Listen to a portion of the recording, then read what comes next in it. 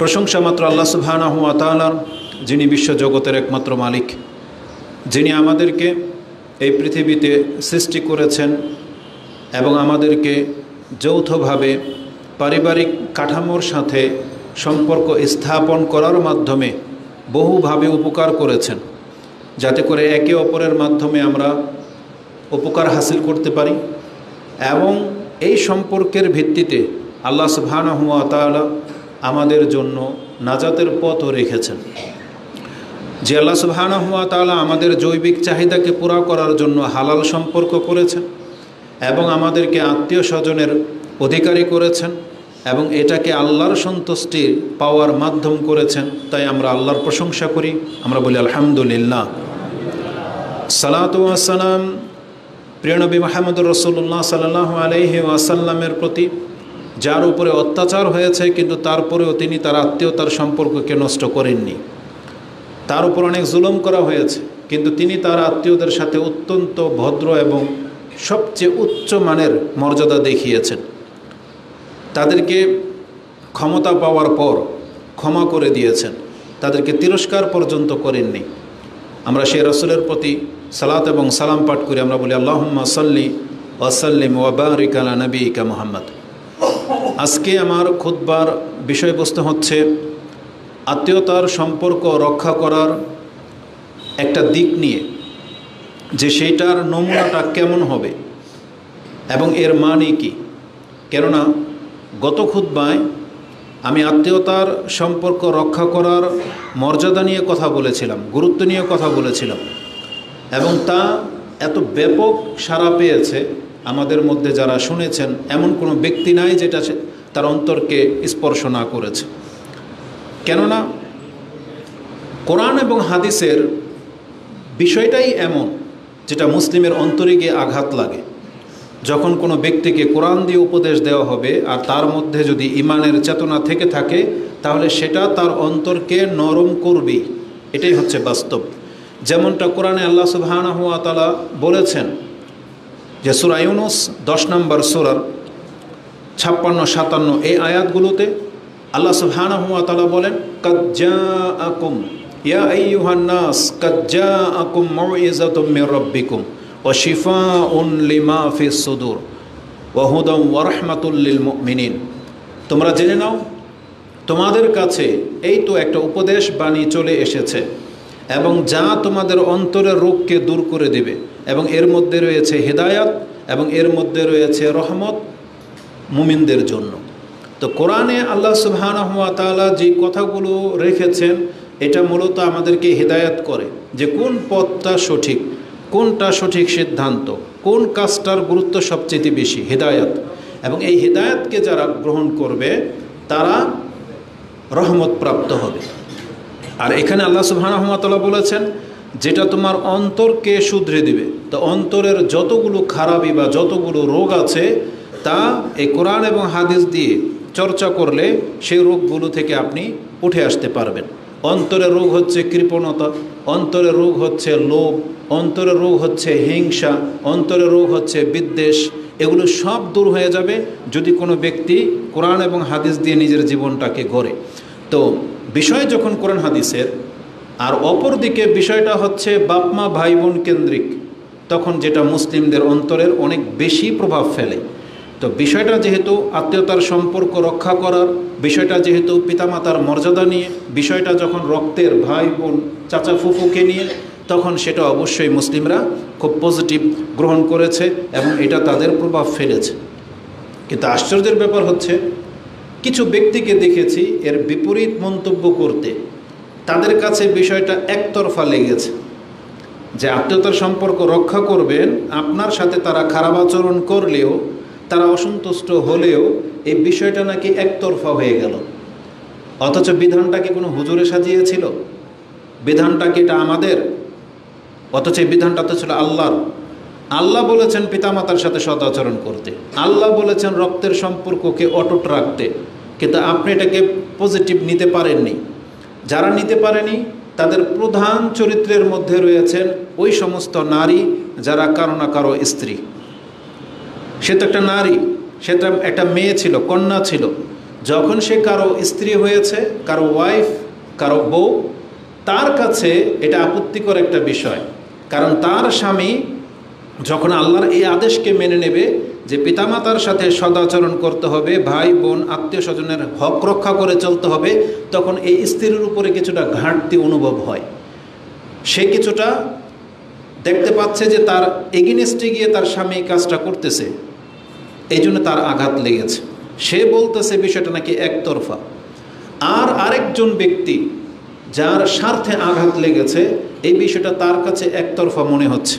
যে একজন ব্যক্তি তার পিতামাতার খেদমত করবে, তা নিজে না খেয়ে প্রয়োজন হলে তার পিতামাতাকে দিবে, এটা তাকে দিতে সে বাধ্য, এই বিধানটা নাকি একতরফা। কার? ওই যে ব্যক্তির গায়ে আঘাত লেগেছে, স্বার্থে আঘাত লেগেছে। এই জন্য আজকের বিধানটা হবে, বিষয়টা হবে আত্মীয়তার সম্পর্ক রক্ষা করা মানে আপনি কি বুঝেন? এটা একতরফা না কি? এটা আমি আজকে আপনাকে এসে জবাবটা দেব। বিধানটা যেহেতু আল্লাহ সুবহানাহু ওয়া তাআলার, আল্লাহ সুবহানাহু ওয়া তাআলা নিজে তার হকের পরে সবচেয়ে বেশি প্রাধান্য দিয়েছেন পিতামাতাকে, যার পরে আল্লাহর হক।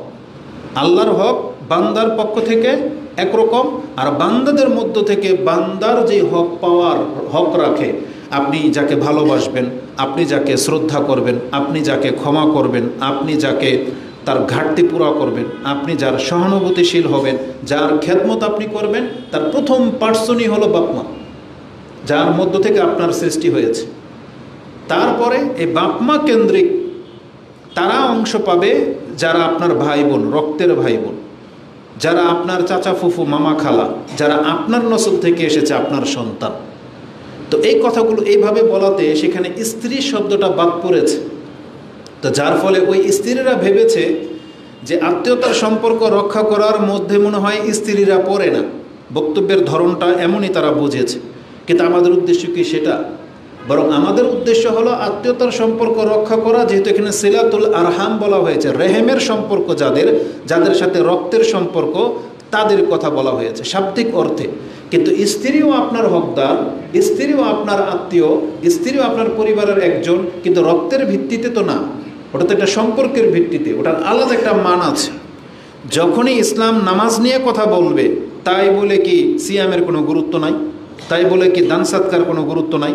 জিহাদ নিয়ে যখন কথা বলবে, তখন তো দান সাদকা অন্য কোনো কিছু আসবে না। আবার দান সাদকা নিয়ে যখন কথা বলবে, তখন দেখবেন দান সাদকাই সবচেয়ে শ্রেষ্ঠ ইবাদত। তো ইসলাম যখন যেই বিষয় নিয়ে কথা বলবে, তার সুউচ্চ গুরুত্বটা আপনার কাছে তুলে ধরতে হবে, এটাই আদব। তো স্ত্রীরা কেন এটা ভেবে নিল যে এটা তার খেলাফ বক্তব্য? তো মূলত সে বোঝে নাই তার নাম নিয়ে বলতে হবে কেন। দ্বিতীয়ত হচ্ছে, আমাদের বক্তব্য যারা বোঝেন না, হয় আপনার মাথায় সমস্যা আছে, না হলে আপনার অন্তর খারাপ। মাথায় সমস্যা কেন বললাম? কারণ বিধানটা তো আল্লাহ সুবহানাহু ওয়া তাআলার। আল্লাহ বলেছেন পিতামাতার খেদমত করতে হবে আপনার স্ত্রীর এগেইনস্টে গেলেও। আর আপনার অন্তর খারাপ মানে আপনি তো কোরআন হাদিস বুঝেন, কিন্তু আপনার অন্তর খারাপের কারণে আপনি এটাকে ভিন্ন অ্যাঙ্গেলে এই বক্তব্যটাকে নিচ্ছেন। বরং এমনও অনেক স্ত্রী আছে, ছেলে বাপমার সাথে সম্পর্ক ভালো না, স্ত্রী তাকে বোঝায় যে না, তোমার বাপমা তো সম্পর্ক রাখতে হবে। অনেক পুরুষ পোলা আছে যারা তাদের বোনদের সাথে সম্পর্ক খারাপ, তার স্ত্রী তাকে বোঝায় যে তোমার বোন তো, তোমার ভাই তো। তাহলে এই চরিত্রের মানুষও তো আছে। এটা হচ্ছে উত্তম দিক। তো এই জন্য আজকে আমি আপনাকে দেখাবো যে আত্মীয়তার সম্পর্ক রক্ষা করার ক্ষেত্রে আল্লাহ কি বলেছেন আর আপনি কি ভূমিকা পালন করতেছেন, তাহলে আপনার কাছে বিষয়টা ক্লিয়ার হয়ে যাবে। তা আল্লাহ সুবহানাহু ওয়া তাআলা আমাদেরকে বলেছেন আত্মীয়তার সম্পর্ক রক্ষা করার জন্য। আত্মীয়তার সম্পর্ক রক্ষা করা, যেহেতু সিলাতুল আরহাম বলেছি, তাতে বলেছি প্রথম প্রাধান্য পাবে মা, তারপরে পিতা, তারপরে ভাই বোন, তারপরে সন্তান, তারপরে চাচা ফুফু খালা মামা, তারা। স্ত্রীও আপনার আত্মীয়, যেটা ওই বক্তব্যে বলা হয়নি, বা রক্তের সাথে যাদের সম্পর্ক নাই, কিন্তু স্ত্রী আপনার অনেক কাছের আত্মীয়, এবং স্ত্রীরও হক রয়েছে। প্রত্যেকটা ব্যক্তির উপরে তার নিজের হক রয়েছে, তার পিতামাতার হক রয়েছে, তেমনি তার স্ত্রীরও হক রয়েছে। ইসলাম আমাদেরকে সেটা বুঝিয়েছেন। ইফ অ্যান্ড অফ করে দেন, তার সাউন্ডটা ক্লিয়ার হবে। আল্লাহ সুবহানাহু ওয়া তাআলা প্রত্যেককে আপন আপন মর্যাদা দিয়েছেন। স্ত্রীদের ক্ষেত্রে আমাদের কি শিক্ষা দেওয়া হয়েছে? রাসূলুল্লাহ সাল্লাল্লাহু আলাইহি ওয়াসাল্লাম একজন সাহাবী সম্পর্কে জানতে পারলেন যে তিনি রাতভর কিয়াম করে বিছানায় যায় না আর দিনে সিয়াম পালন করে। তার মানে স্ত্রীর প্রয়োজনই হয় না। একজন ব্যক্তি যদি দিনে সিয়াম পালন করে তাহলে সে মেহমানদারি কিভাবে করবে? তার বাসায় কোনো মেহমান আসতেই চাইবে না, কারণ জানে তারা সিয়াম। সে অন্য কোনো সাংগঠনিক কাজ করতেই পারবে না, কারণ সে সিয়াম অবস্থায় আছে। রাসূলুল্লাহ সাল্লাল্লাহু আলাইহি ওয়াসাল্লাম এমন একজন সাহাবী সম্পর্কে জানতে পারলেন, আর তার নাম হচ্ছে আব্দুল ইবনে আমর ইবনুল আস। এই আব্দুল ইবনে আমর ইবনুল আস তিনি এতটা পরহেজগার ব্যক্তি ছিলেন যে সে কন্টিনিউ রাতে তাহাজ্জুদ পড়ে বিছানায় যায় না আর দিনের বেলায় সিয়াম পালন করে কাটিয়ে দেয়। এই খবর যখন রাসূলুল্লাহ সাল্লাল্লাহু আলাইহি ওয়াসাল্লামের কানে গেল, এখন তিনি বললেন, তুমি কেমনটা করো? বলছেন, না জি ইয়া রাসূলুল্লাহ, আমি এমনটা করি। তখন রাসূলুল্লাহ সাল্লাল্লাহু আলাইহি ওয়াসাল্লাম তাকে উপদেশ দিতে গিয়ে বলেছিলেন, ফালা তাফআল, তুমি এমনটা করবে না যে কন্টিনিউ তুমি সিয়াম রাখবা, সারা জীবন সারা রাত ভরে সালাত পড়বা। ফালা তাফআল, তুমি এমনটা করবে না।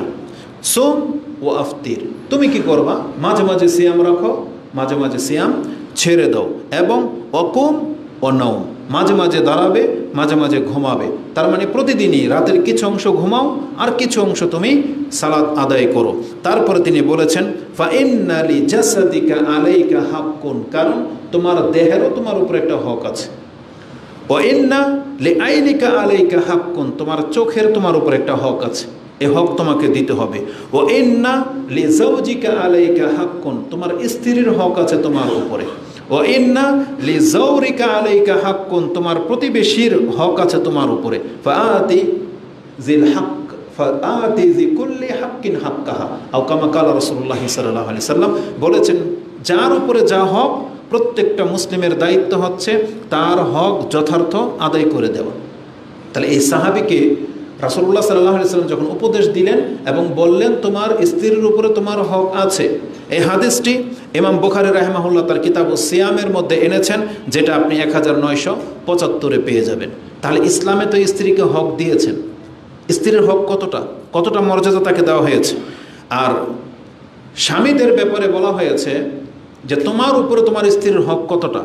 পুরুষরা যখন জিজ্ঞেস করবে রাসূলুল্লাহ সাল্লাল্লাহু আলাইহি সাল্লামকে, তিনি বলেছেন, মা তাকুলু ফি নিসাইনা ইয়া রাসূলুল্লাহ, আমাদের স্ত্রীদের ব্যাপারে আমাদেরকে কি উপদেশ আপনি দিবেন? তখন রাসূলুল্লাহ সাল্লাল্লাহু আলাইহি সাল্লাম বলেছেন, আতিমুহুন্না মিম্মা আকালতুম, তোমরা যেই মানের খাদ্য খাবে নিজের জন্য পছন্দ করো, কোনো কাউকে বিয়ে করে নিয়ে আসলে তার জন্য সেই মানেরই খাদ্য দিতে হবে। তোমার খাদ্য থেকেই তার খাদ্যের ব্যবস্থা করতে হবে, এমন না যে তুমি ভালোটা খাবে তাকে খারাপটা দেবে। আমাদের সমাজের মহিলারা এমনটা করে থাকে নিজের ইচ্ছায়। অবশ্যই সে খাদ্যের ভালো অংশটা স্বামীর জন্য রাখে, স্বামীকে দেয়, এটা তার উদারতা। কিন্তু কোনো পুরুষ এমনটা আজ পর্যন্ত করে নাই। তবে জাহিলিয়াতের যুগে সম্ভবত এরকম ছিল যে উচ্ছিষ্টটা বা খারাপটা হয়তো মহিলাদেরকে দিত, কিন্তু ইসলাম তাদেরকে এতটা সম্মানিত করেছেন যে তোমার স্ত্রী তোমার অংশ বিশেষ। এই জন্য তুমি যেই মানের খাদ্য খাবে তাকে সেই মানের খাদ্যটাই তোমার ব্যবস্থা করে দিতে হবে। সে তোমার কৃত দাসী না যে তার জন্য নর্মাল কোনো খাদ্য দেবে, নর্মাল একটা ড্রেস দেবে, এমন না। বলা হয়েছে আতিমুহুন্না মিম্মা আকালতুমুন, তোমরা যা থেকে খাও স্ত্রীদেরকে তা থেকে দেবে। এবং ও আকসুহুন্না মিম্মা তাকতাসুন, তোমরা যেই মানের পোশাক পরো তাদের জন্য সেই মানের পোশাক তাদেরকে দিতে হবে। বরং আমাদের পুরুষরা তো আলহামদুলিল্লাহ এর চেয়ে বেটার, কারণ নিজে পরে ছিঁড়া ফাটা 50, 100, 500 টাকা দামের পাঞ্জাবি স্ত্রীদের জন্য দিলে 5,000, 10,000 টাকা দামের শাড়ি কিনে দেয়, তার উত্তম কিছু করে। তারপরে রাসূল সাল্লাল্লাহু আলাইহি ওয়াসাল্লাম বলেছেন, ওয়ালা তাদরিবুহুন্না, খবরদার তাদেরকে আঘাত করবে না, বিশেষ করে চেহারায় মারতে নিষেধ করা হয়েছে। এবং ওয়ালা তুকাব্বিহুন্না, তাদেরকে গালিগালাজ করবে না। তাহলে একজন স্ত্রীকে এতটা হক দেওয়া হয়েছে, সে তার স্বামীর এই জিনিসটা প্রাপ্য যে সে তাকে আঘাত করতে পারবে না, সে তাকে গালি দিতে পারবে না। এই হাদিসটি ইমাম আবু দাউদ তিনি তার বিবাহের অধ্যায়ে এনেছেন, হাদিস হচ্ছে 2144। তাহলে এখানে এই হাদিসের মধ্যে স্ত্রীর হকের কথা আলোচনা করা হয়েছে। এমনকি রাসূলুল্লাহ সাল্লাল্লাহু আলাইহি ওয়াসাল্লাম মহিলাদেরকে, স্ত্রীদেরকে এতটা সম্মান দিয়েছেন, এতটা মর্যাদা দিয়েছেন যে তোমাদের মধ্যে ওই পুরুষ উত্তম যেই পুরুষ তার স্ত্রীর কাছে উত্তম। রাসূল কি বলেছেন? খায়রুকুম বা খিয়ারুকুম, তোমাদের মধ্যে ওই ব্যক্তি উত্তম খিয়ারুকুম লিনিসাইহিম, যে তাদের স্ত্রীদের কাছে ভালো। এই হাদিস ইমাম আবু দাউদ কোট করেছেন, ইবনে মাজাতে রয়েছে, ইবনে মাজাতে 1978 পেয়ে যাবেন। তাহলে এই যে বিষয়গুলো, ইসলাম যেহেতু সবার হক নিয়ে কথা বলেছেন, তাহলে এখানে স্ত্রীদের হক নিয়েও কথা বলেছেন। এখন কেউ যদি পিতামাতার বক্তব্য শুনে স্ত্রীর সাথে খারাপ আচরণ করে, স্ত্রীর হকের ক্ষেত্রে যদি ঘাটতি করে, স্ত্রীকে যদি পাত্তা না দেয়, সে যদি বাড়াবাড়ি করে, এটা দোষ কি বক্তার? এটার দোষ কি ইসলামের বিধানের, নাকি ওই ব্যক্তির? যেই মহিলা কমেন্ট করেছে যে আপনার বক্তব্য শুনে আমার স্বামী আরো লাফাচ্ছে, সে এমনি নাকি সে বাপমার প্রতি এত দুর্বল, বক্তব্য শুনে এখন আরো লাফাচ্ছে, এখন আমাদেরকে তালাক দিয়ে দেওয়ার মতন উপক্রম। তো বলে যে কথা বললে বুঝে শুনে বলবেন, না পারলে চুপ থাকবেন। এটা কি দোষ আমাদের, নাকি এটা আপনার স্বামীর দোষ? সে ভাষাটা কি বলতেছে? যে হুজুররা বাপমার ভক্ত তারা বাপমার ফেভারে কথা বলে, যে হুজুররা মহিলা ভক্ত তারা স্ত্রীর ফেভারে কথা বলে। এটা তার কমেন্ট। তাহলে আমরা কি বলবো তাকে? তাহলে যেই পুরুষ স্ত্রী ভক্ত, আপনি বাপমা ভক্ত ছেলেটা ছেড়ে দিয়ে বউ ভক্ত এমন একটা পুরুষের কাছে বিয়ে বসে যান। আর আপনার যখন একটা ছেলে আছে, আপনি মা হিসাবে আপনার ছেলেকে কি পরামর্শ দেবেন? আমরা যেটা শেখাই এটা যে পিতামাতার সাথে ভদ্র বা ভালো আচরণ করো, তুমি তোমার এই ক্ষেত্রে তোমার বাবার মতো হবে, নাকি আপনি বলবেন খবরদার তুই কিন্তু তার বাবার মতো হবি না? তার বাবা তার বাপ মাকে অনেক বেশি রেসপেক্ট করে, ভাই বোনদেরকে অনেক বেশি টেক কেয়ার করে, তুই কিন্তু তার বাবার মতো হবি না, এটা বলবেন মা হিসেবে? বলবেন যে তুই তোর ওয়াইফের পা টিপবি, এটা ওয়াইফের হক, এটা বলবেন আপনি মা হিসেবে? আপনার মতো মহিলাই তো আপনিও তো চাইবেন আপনার সন্তানটা ঠিক আপনার স্বামীর মতো হোক, যে তার বাপ মাকে খেদমত করে। আপনিও তো ফিল করেন যে আমার যদি এমন একটা সন্তান হয় যে আমাকে বেশি প্রাধান্য দেবে। এটাই না প্রত্যেক মা চান? তাহলে মা হলে এটা চাইবেন। এখন স্ত্রী হিসেবে সেটা আপনার কাছে একতরফা বক্তব্য মনে হয়? ইসলামের বিধান নিয়ে খেলতামশা। আর আল্লাহ সুবহানাহু ওয়া তাআলার আইনের ক্ষেত্রে আপনি কথা বলবেন, আপনার হিতাহিত জ্ঞান থাকলে এটা আপনি বলতে পারেন এইভাবে। একজন সন্তানের সবচেয়ে উচ্চ মানের মর্যাদাটাই পাওয়ার হক রাখে তার পিতামাতা। আজকে আপনাকে তালাক দিলে কালকে আপনার মতো মহিলাই এই পুরুষকে গালি দিবেন, তার বিরুদ্ধে কেস ঠুকে দিবেন, আপনি তাকে দেখলে লানত করবেন এবং জালেম বলে উপাধি দিবেন, আপনার মতো মহিলাই। কিন্তু এখন সম্পর্কের ভিত্তিতে আপনি অধিকার খাটাচ্ছেন বেশি। এটা ঠিক যে কিছু মহিলা একটা পুরুষের ক্ষেত্রে অনেক বড় ভূমিকা রাখে। পুরুষের কিছুই ছিল না, বিয়ের পরে তার বাপমার পক্ষ থেকে বা নিজের পক্ষ থেকে সে অনেক এস্টাবলিশ করে দেয় একজন পুরুষকে। সেই ক্ষেত্রে সেটা বলতে পারে যে সব কিছু করে দিলাম আমরা, এখন আমাকে ইগনোর করে দিয়ে সে তার বাপ ভাই বা বোনদেরকে এত বেশি রেসপেক্ট করে, আমার সাথে খারাপ ব্যবহার করে, এটা সে হতে পারে। তো এটা কার দোষ? এটা ওই ব্যক্তির দোষ। কারণ এই ব্যক্তি বোঝে নাই যে আত্মীয়তার হক সবাইকে যে সমানভাবে দিতে হবে। যে বাপমার ভক্ত তাকেও বলা হয়েছে স্ত্রীর সাথে খারাপ আচরণ না করতে, স্ত্রীর সম্পর্কটা তার অধিকার ঠিক রেখে বাপমার সম্পর্কটাও ঠিক রাখতে বলা হয়েছে। এটা ছিল আমাদের বক্তব্য। কিন্তু আপনি বোঝেন নাই বা আপনি এমন পুরুষ পান নাই, এটার দোষ তো বক্তার না, এটা তো আপনার ফ্যামিলিগত দোষ। আমাদের বহু পুরুষ আছে যারা আলহামদুলিল্লাহ সামর্থ্যবান, বাপ মাকেও টেক কেয়ার করে, স্ত্রীদেরকেও ভালো অবস্থায় রেখেছে। কথার প্রসঙ্গে কথা চলে আসে, যখনই বলা হয় বাপ মার সাথে ভালো আচরণ করা, ভাই বোনদের সাথে ভালো আচরণ করা, সম্পর্ক অটুট রাখা, এই ভাই বোন খালা ফুফু কি সারা জীবন আপনার ঘরে এসে বসে থাকে? তারা তো আসবে বছরে একবার, 6 মাসে একবার, কোনো প্রয়োজন হলে আসে। আর আপনার মতো মহিলাকে তো সে 10-20 বছর ধরে পালতেছে, আপনার সব চাহিদা তো পুরো করা হচ্ছে, তার বেতনের সব টাকা তো আপনি প্রতি মাসে খাচ্ছেন। তাহলে 1 মাস না হয় সে তার ভাই বোনদেরকে দেখলো, আপনি এটাকে পজিটিভলি নিচ্ছেন না কেন? ওটাই কেন আপনার ঘাটতি মনে হয়? এটা মোটেও কাম্য নয় কোনো মহিলার, কোনো পুরুষের। তো আল্লাহ সুবহানাহু ওয়া তাআলা বাপ মাকে অনেক বেশি প্রাধান্য দিয়েছেন। এখন প্রশ্ন যখন আসবে ওই পুরুষের যার আর্থিক দিক থেকে সে সচ্ছল না, যার অল্প পুঁজি, অল্প বেতন, তা দিয়ে সে তার বাপ মাকে সন্তুষ্ট রাখতে পারতেছে না। হ্যাঁ, আমরা চিনি এমন পিতামাতাকে যাদের চরিত্রটাই এমন, যেই ছেলেরা কিছুই তাকে দেয় না তার প্রতি কোনো মাথা ব্যথা নাই, কিন্তু যেই ছেলেটা যতটুকু সাধ্য অনুযায়ী দেয়, কিন্তু এই বাপ মা সন্তুষ্ট হইতে পারে না, বলে তুই আমাকে দেস না কেন পুরো, তুই তোর বউর কথা শোনস। এগুলো আমাদের বাপ মারা বলে, তাদেরও ইনসাফ করা উচিত। কারণ তাদের তো নৈতিক শিক্ষা নাই, সেই জন্য তারা এমনটা করে। উচিত ছিল প্রত্যেক ছেলের কাছ থেকে সে ভাগ নেবে।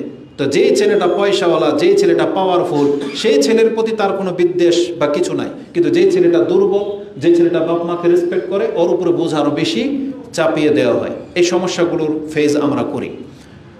আর অধিকাংশ মানুষের ইনকাম কম, তা দিয়ে স্ত্রীকে আলাদা বাসায় রেখে বাপ মাকে পালা, চিকিৎসা খরচ এটা অনেক ব্যয়বহুল হওয়াতে এই পুরুষরা এই বিধানটা পালন করতে হিমশিম খাচ্ছেন, এটা আমরা জানি। এক্ষেত্রে আপনার করণীয় কি? আপনার করণীয় আপনাকে ব্যালেন্স করে চলতে হবে। আপনি ওই আচরণটাই করবেন যেটা আপনার সাথে করা হয়েছিল। আপনি ভুলে গেছেন মায়ের পেট থেকে নিয়ে এত বড় হয়ে যাওয়ার দৃশ্যটা ভুলে গেছেন?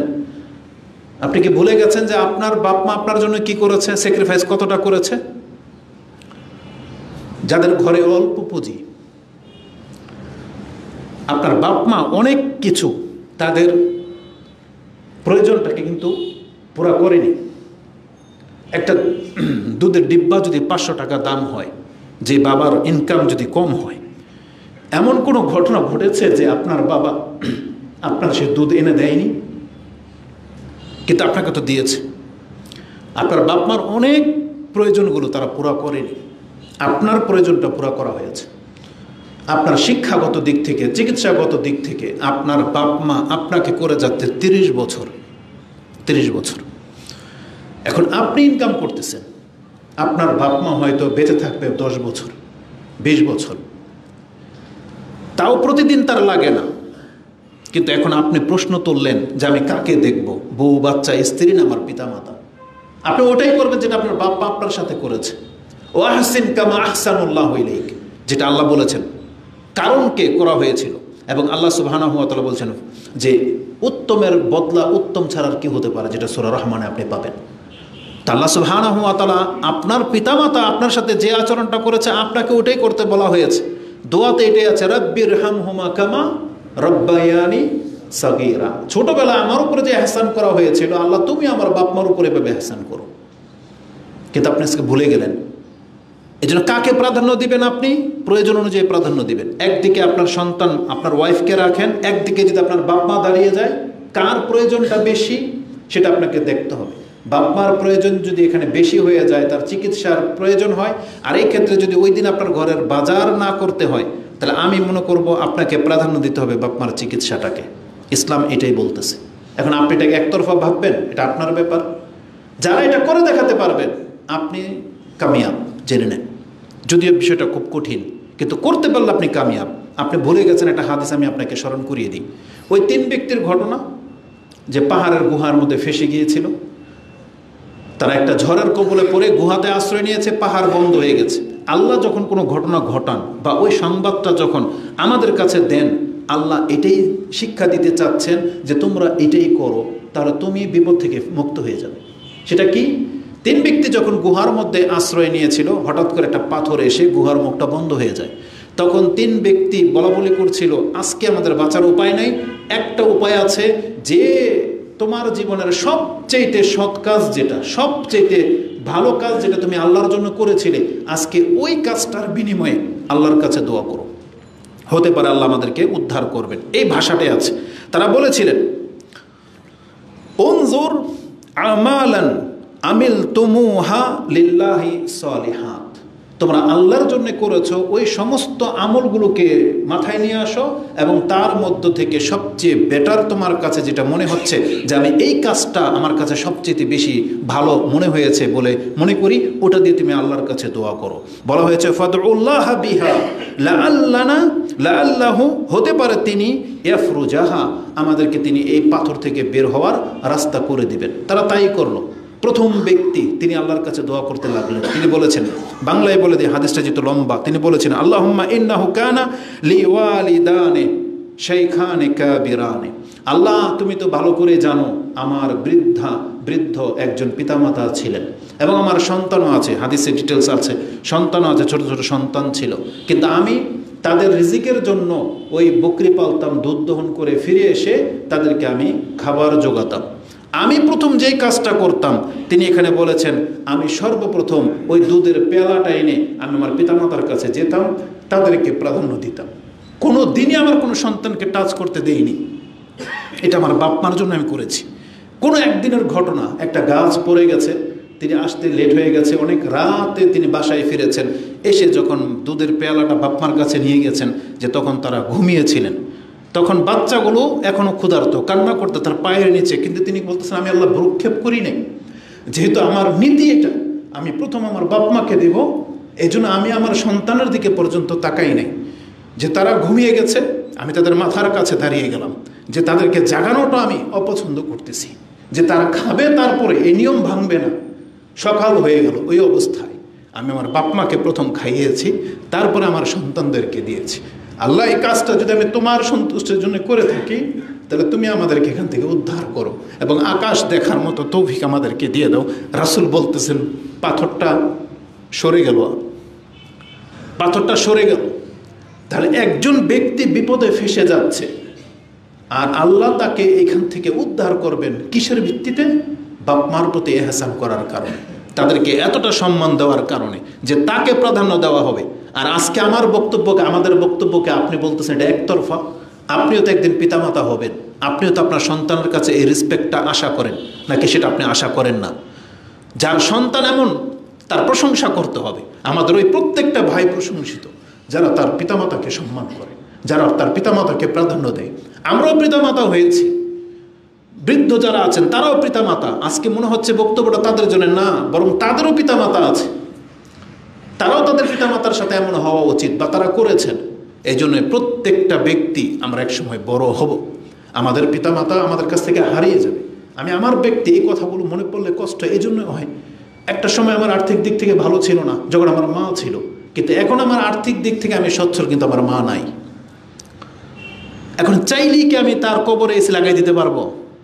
চাইলেই কি তার জন্য আমি ভালো দামি ওষুধ এনে দিতে পারবো? এগুলোর কোনো প্রয়োজন আছে তার?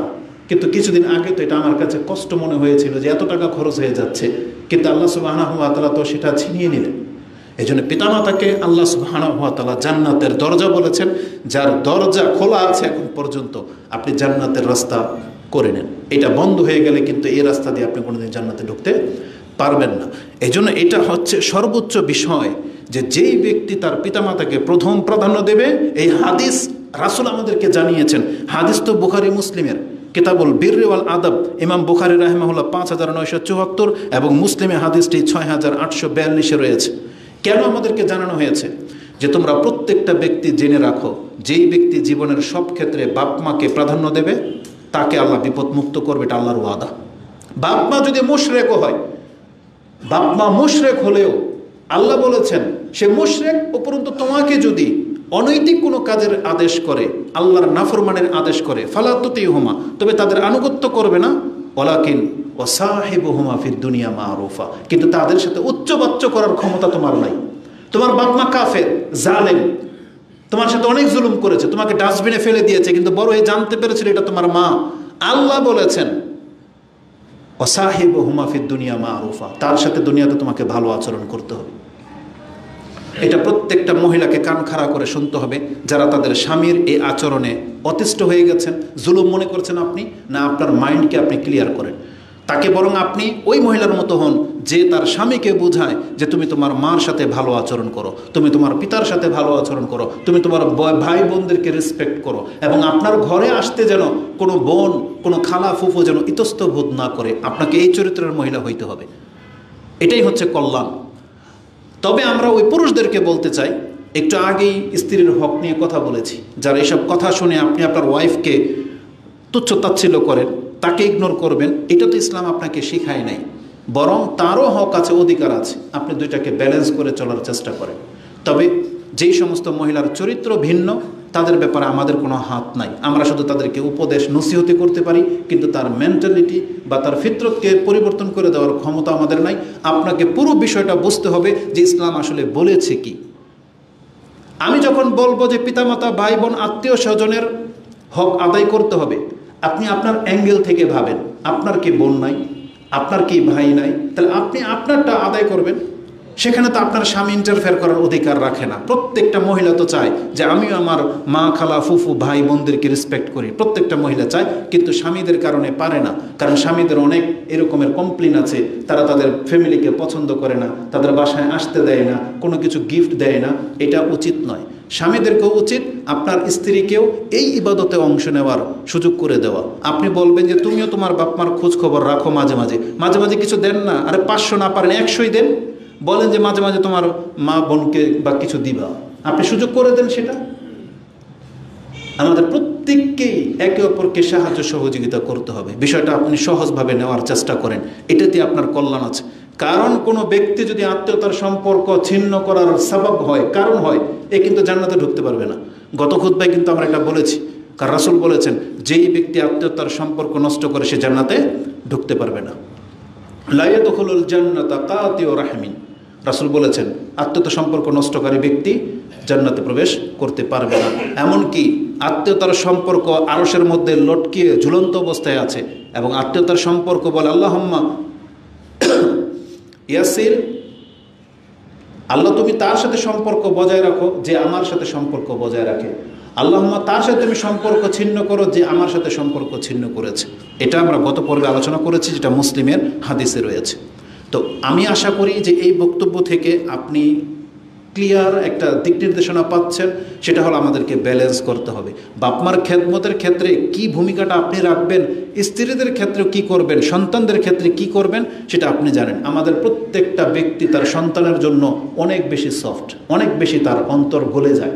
সেই ক্ষেত্রে অনেক সময় সেই পিতামাতাকে পর্যন্ত গালাগালি করে, বা পিতামাতার সাথে সে খারাপ আচরণ করে নিজের সন্তানের জন্য। কিন্তু ভুলে যায়েন না আপনি তার কাছ থেকে এসেছেন, আর এটা আপনার কাছ থেকে এসেছে। আপনার যেমন এই সন্তানের জন্য খারাপ লাগে, আপনার জন্য আপনার পিতামাতারও ঠিক ততটুকুই খারাপ লাগে। এটা আপনাকে বুঝতে হবে। তো ব্যালেন্স করতে হবে। এবার আসুন, যে সমস্ত পুরুষরা এই বক্তব্য শুনবেন, আপনার ঘরেরও দায়িত্ব আছে। এমন না যে আপনি আপনার ঘরকে অন্ধকার করে দিয়ে, আমরা আপনাকে বলতেছি না কথা যে আপনি খালা, ফুফু, চাচা, মামাদেরকে নিয়ে থাকেন, এটা বলতেছি না। তাদের হক হচ্ছে সীমিত, তাদের প্রয়োজন অনুযায়ী তাদের খোঁজখবর আপনি রাখবেন। তারা আপনার কাছ থেকে সারা জীবন খাইতে পড়তে আসেনি, তারা যখন আসবে সম্মান দেখান। একদিন কি পারেন না? মাসে একবারও পারবেন না? তাদের অসুস্থ হলে একবারও দেখতে যেতে পারবেন না? এটাতে আপনার সংসারে আগুন লেগে যাবে, এটা তো হওয়া উচিত নয়। তো আপনি আপনার সংসারকেও ঠিক রাখবেন, সেটাও ঠিক রাখবেন। সংসারের ক্ষেত্রে রাসূলুল্লাহ সাল্লাল্লাহু আলাইহি সাল্লাম স্ত্রী এবং সন্তানদেরকে কতটা প্রাধান্য দিয়েছেন। রাসূলকে জিজ্ঞাসা করা হয়েছিল, আমি দান সাদকা করব বা খরচ করব, আমার এই খরচের মধ্যে সবচেয়ে উচ্চমানের নেকিটা কোন খরচে আছে? জিহাদে ফিসাবিলিল্লাহ, মসজিদ বানিয়ে দেওয়া, মাদ্রাসা করে দেওয়া, এতিম পালা, কোন খরচে আমার সবচেয়ে বেশি নেকি? রাসূলুল্লাহ সাল্লাল্লাহু আলাইহি সাল্লাম বলেন, ইন্না মিন আফদালি দিনার আনফাকাহু আর-রাজুলু আলা ইয়ালিহি, একজন ব্যক্তির একটা দিনার খরচ করে, সেই দিনারটা সবচেয়ে উত্তম খরচ হলো যদি সেটা তার পরিবারের উপরে খরচ করে। এটা ইসলাম আমাদেরকে শিক্ষা দিয়েছে। তার মানে আপনার পকেটের টাকা খরচ করবেন, 5 টাকা প্রথম মসজিদ পাওয়ার হক রাখে না।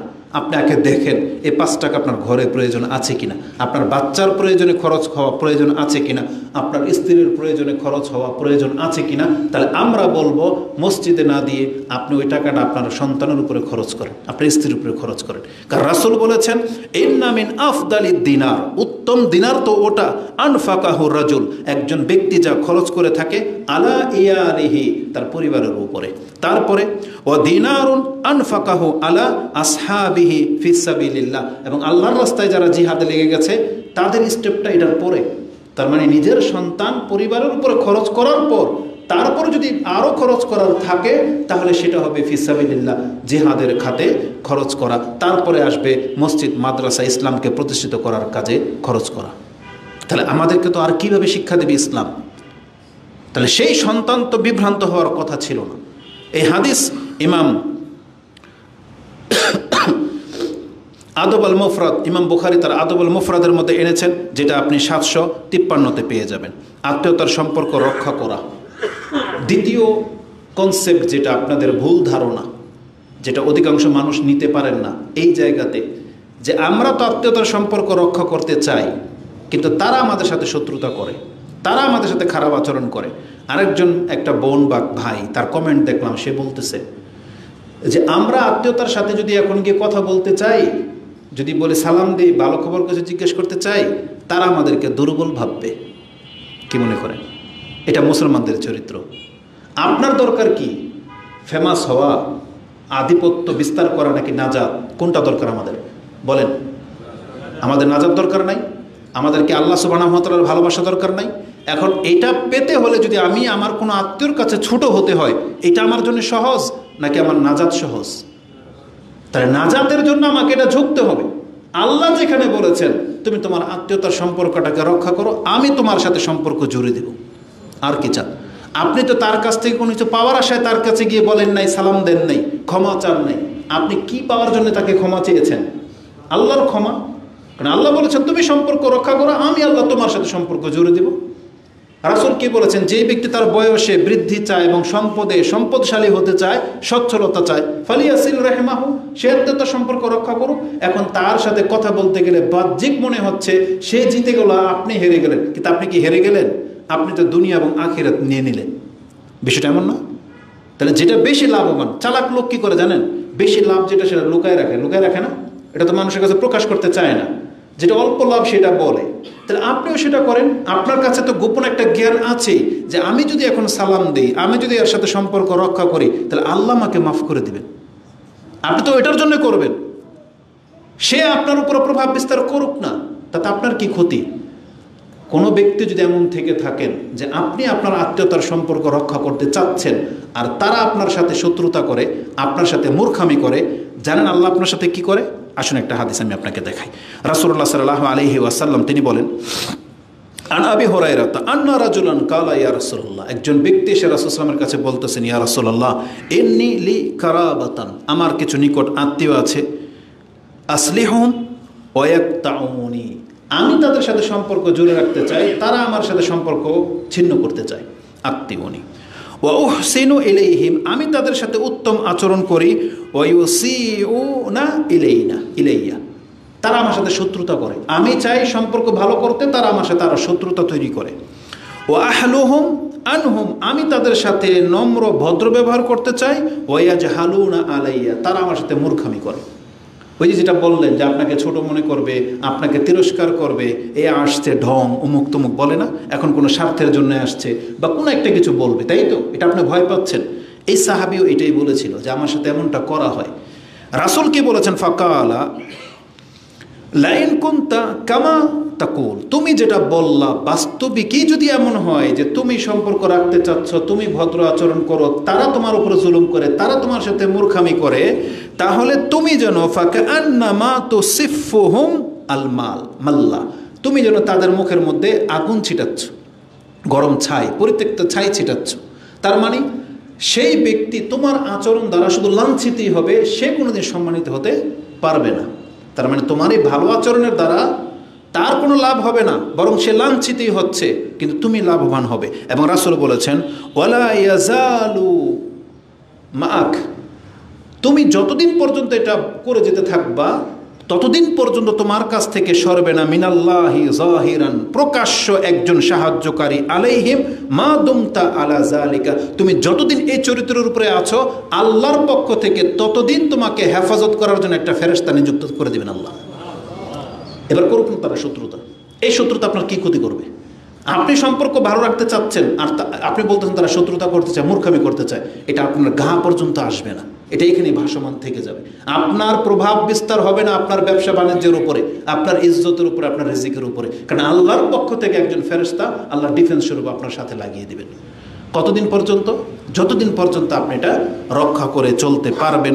এটা ইমাম মুসলিম কোট করেছেন কিতাবুল বিররি ওয়াস সিলা, যেটা 6419 নম্বরে এই হাদিসটা রয়েছে। তারপর দ্বিতীয় পয়েন্ট, যেটা আসলে আমরা বুঝি না যে আত্মীয়তার সম্পর্ক মানে কি।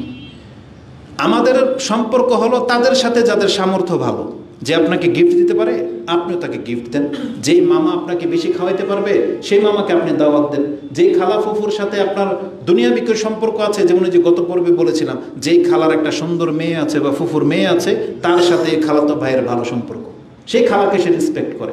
আর যেই খালার কোনো মেয়ে নাই বা পয়সাও নাই সেই খালারকে খবর লয় না। তো এই ধরনের এটা আত্মীয়তার সম্পর্ক রক্ষা করা বোঝায় না। যে আপনাকে দিতে পারবে তার সাথে আপনি ভালো, যে আপনার সাথে ভালো তার সাথে আপনি ভালো। রাসূল বলছেন এইটা তো আত্মীয়তার সম্পর্ক না, এটা তো যে কেউ করবে, এটা মানুষের ফিতরত। আপনাকে যদি কেউ ভালো আচরণ করে আপনি ভালো আচরণ করবেন না?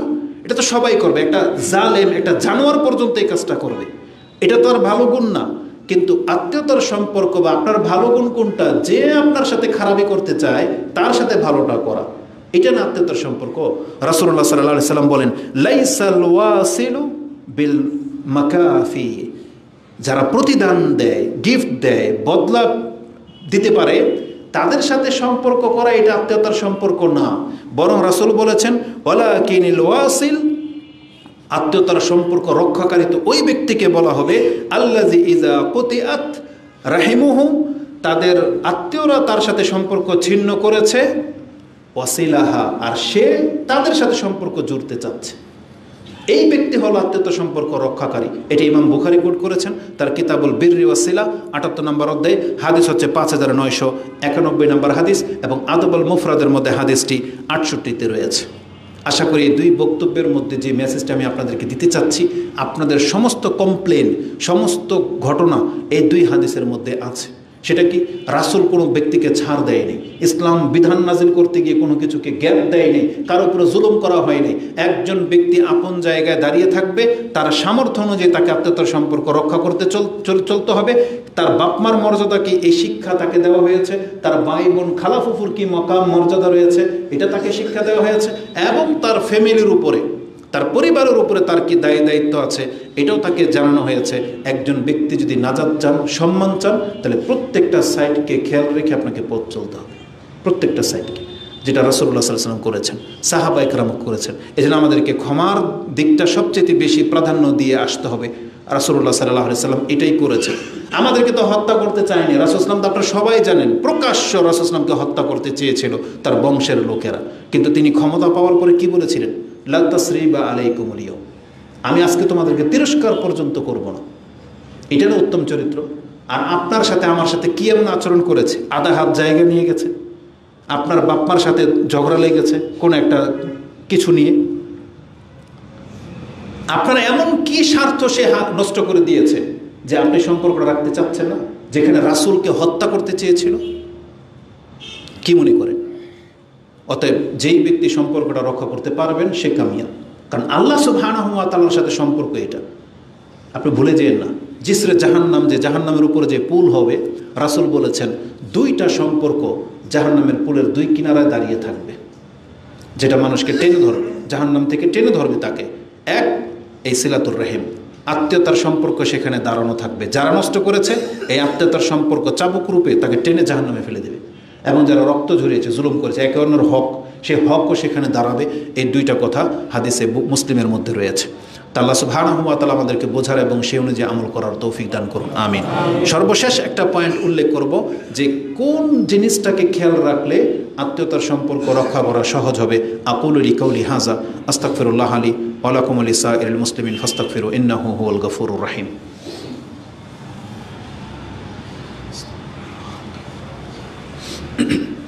আলহামদুলিল্লাহ ওয়াসসালাতু ওয়াসসালামু আলা রাসূলিল্লাহ, আম্মা বাদ। আল্লাহ সুবহানাহু ওয়া তাআলা কোরআনে আমাদেরকে বলেছেন, ওয়াতিজাল কুরবা হাক্কাহু ওয়াল মিসকিন ওয়া ইবনাস সাবিল ওয়া লা তুবাযযির তাবযীরা, যেটা আয়াতটা আপনি সূরা বনি ইসরাইল 17 নম্বর সূরার 26 নম্বর আয়াতে পেয়ে যাবেন। যে আল্লাহ বলেছেন ওয়াতিজাল কুরবা হাক্কাহু, তোমার কারাবাত, নিকট আত্মীয় যারা আছেন তাদের প্রত্যেকের হক যথার্থ তুমি পুরো করে দাও, এটা আল্লাহ আমাদেরকে আদেশ করেছেন। এবং মিসকিনদেরকেও, এবং যারা ওয়াবনাস সাবিল, যারা পথিক রয়েছেন এবং মুজাহিদ রয়েছেন, তাদেরও হক আছে, তাদের হক পুরো করতে আল্লাহ সুবহানাহু ওয়া তাআলা আমাদেরকে আদেশ করেছেন। রাসূলুল্লাহ সাল্লাল্লাহু আলাইহি ওয়াসাল্লাম যে শিক্ষা দিতেন তার মধ্যে থেকে একটা শিক্ষা আব্দুল ইবনে আব্বাস তিনি আমাদেরকে জানাচ্ছেন যে আত্মীয়তার সম্পর্ক রক্ষা করার সহজ একটা পদ্ধতি কি। তিনি বলেছেন, কাল ইবনে আব্বাস রাদিয়াল্লাহু তাআলা আনহুমা, ইহফাজু আনসাবাকুম, তোমরা তোমাদের নাসবনামাকে হিফজ করো, জ্ঞান রাখো, স্মরণ রাখো, সম্পর্ক প্রয়োজন লিখে রাখো। তাসালু আরহামাকুম, এবং তোমাদের আত্মীয়তার সম্পর্ককে বজায় রাখো। নাসবনামা জানা থাকলে কি হবে? আপনার আত্মীয়দেরকে খুঁজে বের করা সহজ হবে। আপনার নাম, আপনার পিতার নাম জানা আছে, আপনার দাদার নাম জানা আছে, কিন্তু অধিকাংশ মানুষ দাদার দাদার নাম জানেন না। হয়তো দাদার বাবার নাম জানেন, কিন্তু দাদার নাম জানেন না। ফিকের মাসলা অনুযায়ী এই 4টা স্টেপ আপনাকে জানা উচিত। যেমন রাসূলুল্লাহ সাল্লাল্লাহু আলাইহি ওয়াসাল্লামকে বলা হয় বনু হাশিম, এরা হচ্ছে বনু হাশিম গোত্রের লোক, তার মানে এটা রাসূল সাল্লামের পরদাদা, মানে দাদার নাম হচ্ছিল হাশিম। তো এই পুরো বংশটাকে তিনি রক্ষা করে চলতেন। তাই আব্দুল্লাহ ইবনে আব্বাস বলতেছেন, ইহফাজু আনসাবাকুম, তোমরা তোমাদের নসবনামাটাকে সংরক্ষণ করো। তাতে দেখতে পাবেন কি জানেন, এই যে পাশাপাশি বসে আছেন না, আপনার দাদার নাম না জানার কারণে আপনি ওনাকে চিনতেছেন না, অথচ আপনার রক্তেরই একজন। আমরা সবাই কিন্তু কারো না কারো রক্তেরই একজন, কিন্তু আমরা চিনতেছি না কেন? কারণ আমাদের ওই যে নসবনামা মনে নাই, চিনি না আমরা। এই জন্য শত্রুতা, একই গ্রামে যখন আপনারা থাকেন, এই জন্য পার্শ্ববর্তী ভাইয়ের সাথে শত্রুতা করতে একটি হিসাব কিতাব করে করবেন, কারণ আপনি হয়তো জানেন না এটা আপনার রক্তেরই কেউ, যার ফলে আমরা জুলুম করে ফেলতেছি। অথচ যখন রক্তের কেউ হতো তখন কিন্তু আপনি থেমে যেতেন, আর এটা তো আমার অমুক চাচা বা অমুক দাদার ছেলে, তখন কিন্তু থেমে যেতেন। আরবদের মধ্যে এই জিনিসটা খুব চরমভাবে আছে, আজও আছে, তারা এটাকে রক্ষা করে চলে। এই জন্য তাদের বংশ পরম্পরার নামগুলো তাদের মুখস্থ থাকে, এবং তারা রক্তের কাউকে পেয়ে গেলে যত স্যাক্রিফাইস করার থাকে তারা স্যাক্রিফাইস করে দেয়। এটা তাদের স্বভাবের মধ্যে আমরা দেখেছি, কিন্তু আমাদের মধ্যে সেটা নাই। এটা নিয়ে আসতে হবে। নসবনামা মনে থাকলে এটা আত্মীয়তার সম্পর্ক রক্ষা করা অত্যন্ত সহজ হয়ে যায়। এবং তিনি বলেছেন, দেখো তোমাদের আত্মীয়তার সম্পর্ক যাদের সাথে আছে এটা রক্ষা করে চলো। এবং তিনি বলেছেন, ফাইন্নাহু লা ইউবদা বিররাহিম ইজা কারুবাত ওয়া ইন কানাত বাঈদাতান। আত্মীয়তার সম্পর্ক রক্ষা করার ইচ্ছা থাকলে এটা অটুট থাকে, যদিও সে তোমার কাছ থেকে অনেক দূরে। একটা নিকট আত্মীয় যদি অনেক দূরে থাকে, আপনার বোনকে বিয়ে দিয়ে দিয়েছেন অনেক দূরে, ভাই থাকে কোন দেশে, মামা কোন দেশে, দূরে দূরে থাকে, কিন্তু আপনার সম্পর্ক রক্ষা করার মেন্টালিটির কারণে আপনার মনে হবে তারা আপনার কাছে আছে, পার্শ্ববর্তী বাড়ি, মনে হচ্ছে যে প্রতিদিন কথা হচ্ছে, দেখা হচ্ছে, প্রয়োজন সব কিছু শেয়ার হচ্ছে, সব কিছু এভরিথিং, তাহলে আপনার কাছে সেটা কাছে মনে হবে। আর আব্দুল্লাহ ইবনে আব্বাস বলেছেন, কিন্তু এর বিপরীত কি হয়? তিনি বলেছেন যে ওয়ালা কুরবা বিহা ইজা বাউদাত, একজন কাছের আত্মীয় দূরে হয়ে যায়, কখন হয়ে যায়? ওয়া ইন কানাত কারিবাতান, অত্যন্ত নিকটের একজন ব্যক্তি ছিল, কিন্তু আপনার আত্মীয়তার সম্পর্ক রক্ষা না করার কারণে সে এতটা দূরে চলে গেছে, মনে হচ্ছে দূরের কোনো ব্যক্তি, দূরের কেউ। এটা আমাদের প্রায় ব্যক্তির চরিত্রের মধ্যে দেখা যায় যে সে তার এক বোনকে, এক ভাইকে বেশি প্রাধান্য দেয়, আর যে অভাবী একটু দূরে পড়ে আছে, বিপদগ্রস্ত বেশি, সেই বোনের খবর ভাইয়েরা নিতে চায় না। যেই বোনটা তালাকপ্রাপ্ত হয়ে বাবার ঘাড়ে বা ভাইয়ের কাছে ফিরে এসেছে, সেই বোনটাকে সে বোঝা মনে করে, অথচ যেই বোনের কোটি টাকা আছে, আপনার ওই বোনের যে মূল্য, আপনার এই বোনেরও তত মূল্য, বরং এই বোনের আরও বেশি মূল্য, কারণ সে এখন অভাবী, সে এখন ভুক্তভোগী। এজন্য আপনার সদাচরণ, আপনার অর্থ, আপনার সাপোর্ট এই বোন বেশি পাওয়ার হক রাখে, এই খালা বেশি পাওয়ার হক রাখে, এই ফুফু বেশি পাওয়ার হক রাখে। অতএব আমাদের বক্তব্যের ধরন এমন না যে আপনি আপনার স্ত্রীর সাথে খারাপ আচরণ করবেন আর বাপ মাকে নিয়ে নাচানাচি করবেন, যেমনটা ওই বোন কমেন্ট করেছে। না, এটা আমাদের মেসেজ না, বরং প্রত্যেকটা পুরুষকে ইনসাফকারী হতে হবে। আল্লাহ আদল বজায় রাখতে আমাদেরকে বলেছেন।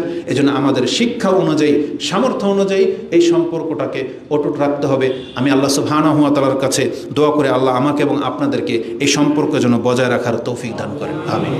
এটা এত বড় একটা ব্যাপার, রাসূলুল্লাহ সাল্লাল্লাহু আলাইহি ওয়াসাল্লাম, আল্লাহ সুবহানাহু ওয়া তাআলার পরে আমাদের পিতামাতাকে যে বেশি প্রাধান্য দেওয়া হয়েছে। একটা হাদিস শুধু কোট করে শেষ করে দিচ্ছি। আল মুগীরা ইবনে শুবা তিনি বলেন, আনি নবী সাল্লাল্লাহু আলাইহি ওয়াসাল্লাম ক্বালা ইন্নাল্লাহ হাররামা আলাইকুম উকুকাল উম্মাহাত, তোমাদের উপরে আল্লাহ হারাম করে দিয়েছেন তোমাদের মায়েদের সাথে নাফরমানি করা। তোমাদের মায়েদের সাথে তোমরা নাফরমানি করতে পারবে না, এটা তোমাদের উপরে হারাম করে দেওয়া হয়েছে। ও মানআন ওয়া হাত, এবং তোমার কাছে যে যেটা পায় তুমি সেটা তাকে দিচ্ছ না, আটকে রেখেছো, এটা তোমার উপরে হারাম। ও হাত, এবং যেটা তুমি পাওয়ার হক রাখো না সেটা জোর করে নেওয়া, খালি বলো আমাকে দেন, আমাকে দে, এটা বলা তোমাদের উপরে হারাম করা হয়েছে। এই দুইটা কথা, ও মানে ও হাত, এই দুইটা মাত্র শব্দ, এখানে অনেক বড় ব্যাপার আসবে, অনেক বড় ব্যাপার। আজকে আমাদের অধিকাংশ চরিত্র এখানেই, আমি কিছু দিতে চাই না, খালি নিতে চাই। বাপমাদের মধ্যে এই চরিত্র আছে। বাপমারা ওই যে বললাম যে এক ছেলের কাছ থেকে শুধু নিতেই চাচ্ছে, তাও সন্তুষ্ট হচ্ছেন না, না, বাপমাদের একটু ইনসাফ করতে হবে যে এগুলো সবই আপনার সন্তান। আপনার যেই সন্তানটা আপনাকে এতটা সম্মান দেখায় তার উপরে আর বোঝা আপনি চাপাই দিয়েন না। আপনি শুধু এতটা কথাই বলতেছেন যে তোকে আল্লাহ দিবে, এটা যথেষ্ট না। যে তোকে আল্লাহ দিবে, তো ওই ছেলেদেরকেও বলেন যে তোদেরকে আল্লাহ দিবে দে। ওটা কেন বলেন না? যেই ছেলেটার অভাবী বা সংসার আছে বা পারতেছে না, আপনি তার ক্ষেত্রে বলেন বাবা তোকে আল্লাহ দেবে। অবশ্যই আল্লাহ দেবে, আপনার দোয়ার বরকত আছে, অবশ্যই হবে, কিন্তু তার সামর্থ্যের দিকে আপনাকে খেয়াল রাখতে হবে। আল্লাহ আমাদের প্রত্যেক ব্যক্তির উপরে রহম করুন যাতে আমরা ইনসাফ করে চলতে পারি, এবং আমাদের ভুল ত্রুটিগুলোকে আল্লাহ ক্ষমা করুন। আমাদের পিতামাতাদের উপর আল্লাহ রহম করুন, যারা মরে গেছে